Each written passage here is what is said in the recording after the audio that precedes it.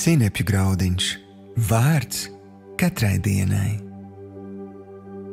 Neļaujies dusmām kalpināt tevi.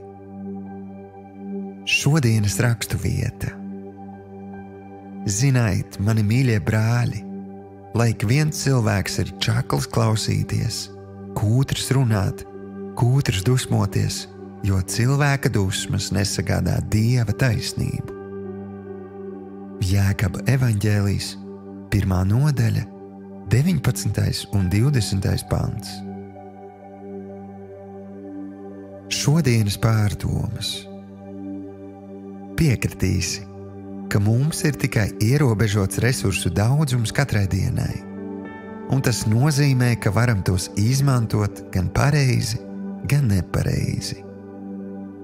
Šodienas raksturvieta pamāca, ka veltot savu laiku dusmām, mēs nespēsim baudīt Dieva taisnību vai Viņa mīlestības plānu konkrētajai dienai.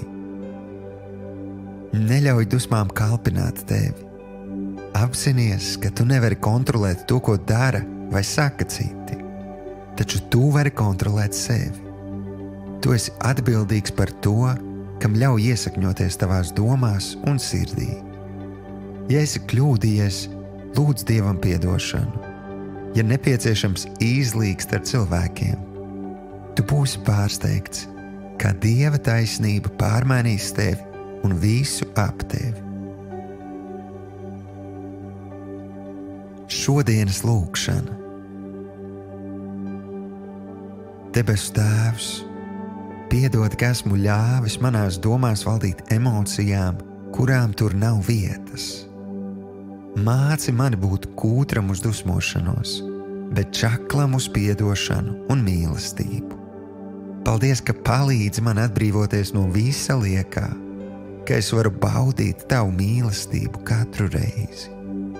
Jēzus vārdā. Āmen.